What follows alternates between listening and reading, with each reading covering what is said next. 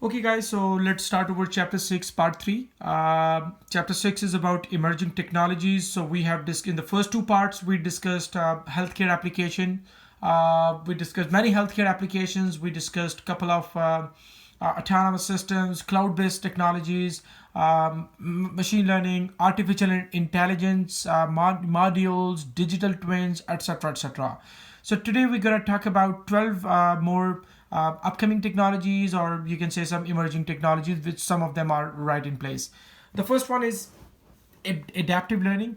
Adaptive learning, the learning platforms that actually use algorithms to adjust the content, like for example, Microsoft, the Connect, the Connect, or you can say SimNet, or for kids there are many learning platforms that adjust the content depending upon what a user or what a student knows, what he or she might need to focus on and stuff like that.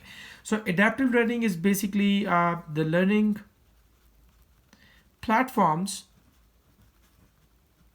such as Connect that use algorithms to adjust the content that each user sees in order to maximize learning efficiency. So for each user, of course, the contents are going to be different. Like for example, if you make more mistake in your pre-test, you might have a huge lesson. And of course, depending upon your performance in pre-test, you might have no lesson or you can have some lesson. This is adaptive learning. Then we do use some anti-plagiarism software, which basically matches or which look for a similar content. They actually search over the internet and try to match a similarity index of the submitted article or the content. Mainly we use two software. One is called Turnitin and another is Grammarly. So at GGC we use Turnitin. So Turnitin is basically a software that we use here in GGC for plagiarism, anti-plagiarism, or plagiarism detection. Then machine learning, artificial intelligence based module called predictive policing. Predictive policing is basically a type of machine learning.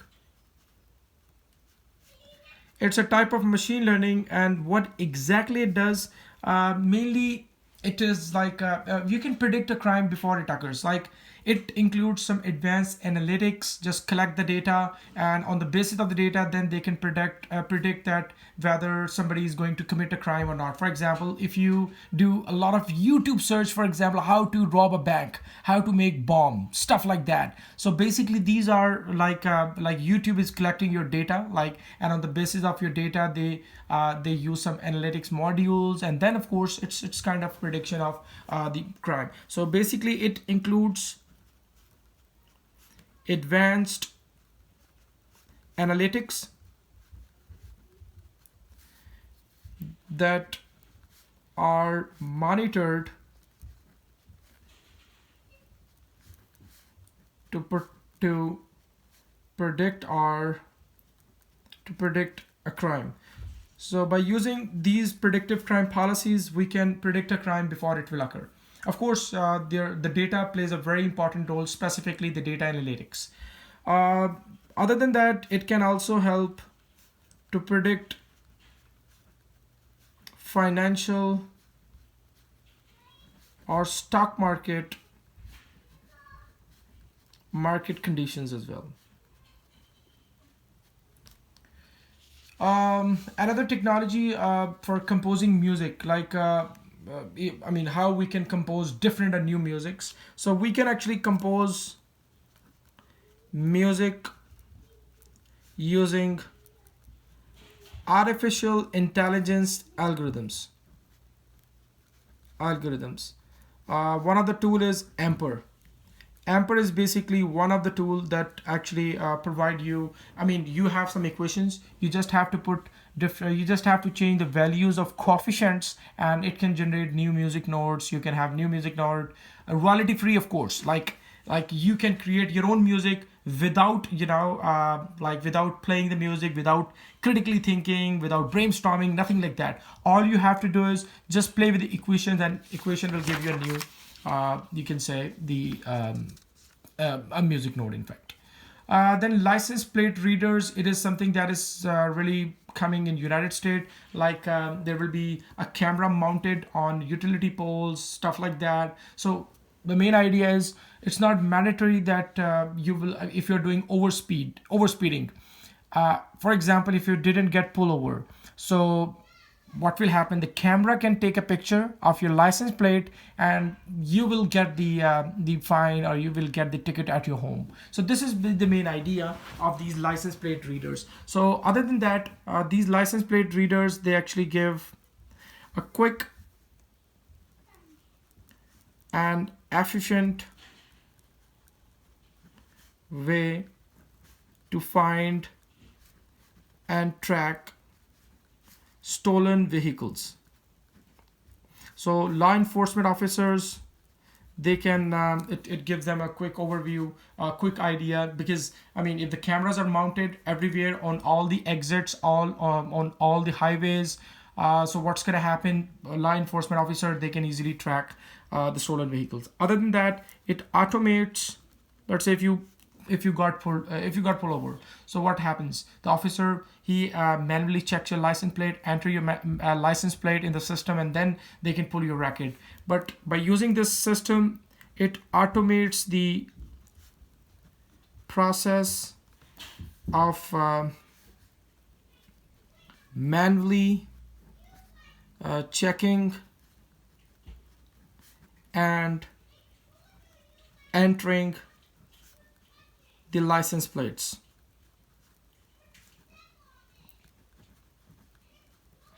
Now the license plate readers, these readers can be mounted.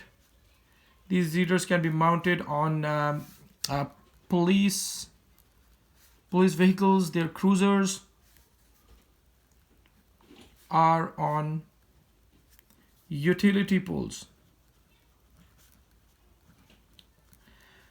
Then the video contact lens, I believe we already talked about it. Like Sony is basically developing a contact lens through which, like, Sony is developing contact lenses through which one can play,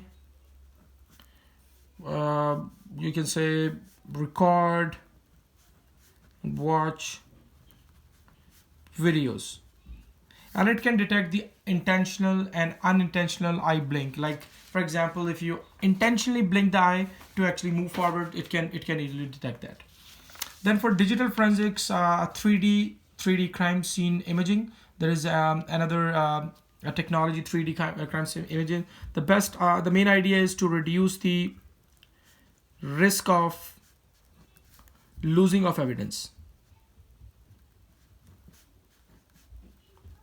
And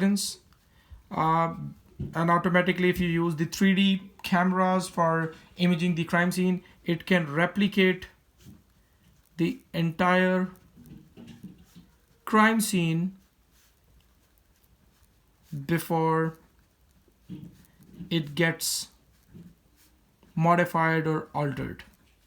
Other than that, you can also test, evaluate hypothesis of your findings. The next is the translation devices. Translation devices are specifically designed for to translate the foreign languages. For example, if you visit in a country, in a non-native English country, or where the language is, let's say, German, French, or Chinese language, for example, if you go to China. So by using these particular devices, you can easily communicate with the local people. All you have to do is you just have to put on a earpiece in your and just put on one earpiece. One of the earpiece translation technology is called Pilot. You just have to put on that earpiece, which is linked with your mobile application translating app using Bluetooth, and you just have to give the second earpiece to the person to whom you want to speak to. Whenever he speaks in Chinese, it will get translated into English, and then you will listen in English. And if you speak English, your device will convert it into Chinese language, and it will get to him, and he can also understand you. So one of the translation devices Pilot. One of the technology is Pilot, and it's basically earpiece that links with translating application that allows wearer to speak and understand different languages. Okay, we just have a few more things, I guess, four more main technologies. One is ERP, Enterprise Resource Planning. I think we already talked about ERP in our chapter 2. It's called Enterprise Resource Planning. Resource planning, as you know, it is specifically designed for top level managers, and it encompasses all business activities. Like, for example, it encompasses from what's the tiny requirement of administrative people or administration, and the complaints, the supply chain, the need, etc., performance of the people, and etc., etc. But the biggest problem of ERP is because it is getting data from everywhere, so data becomes unmanageable if we integrate IoTs with it. So if you integrate Internet of Things with it, like for example, if you have sold one product, let's say if you make cereals, like for example, the breakfast cereals. So each cereal or each cereal box, it is embedded with an electronic chip, IoT chip. That we actually use just to track the activities or just to study the patterns or for analytics. So what's going to happen, that particular box or that particular sensor, it will continuously communicating, or continuously it will communicate with the main database or main cloud. So the problem is data will become unmanageable, because just imagine a company may make 100,000s or millions of those boxes. So I mean, and of course those like for example the products, we will keep on making all those particular products, so it's become sometimes unmanageable to handle all the data. Then we have the business intelligence, BI. Business intelligence is like there are some softwares. What they can do is you just have to enter your corporate information, like your resources, skill sets, etc., etc.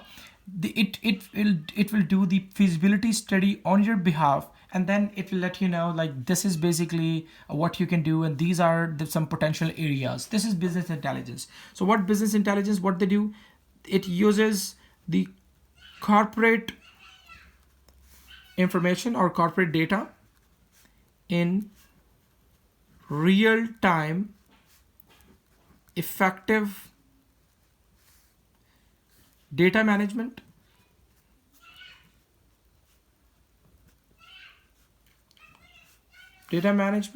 for developing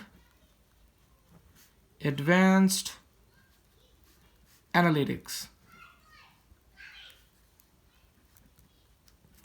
BDA is also one of the example of the business intelligence, which is basically big data analytics. This is one of the example of BI. Then we have the multi-taction Canvas Connect, very similar to the Blackboard Collaborate, Zoom, and all that stuff. It actually allows the remote users to share, you can say, draw and input information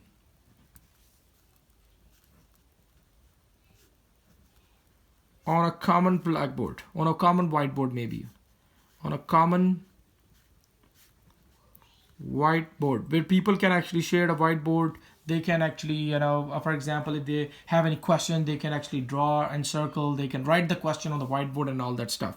The company who has designed that is called Multi-Taction. This is the name of company.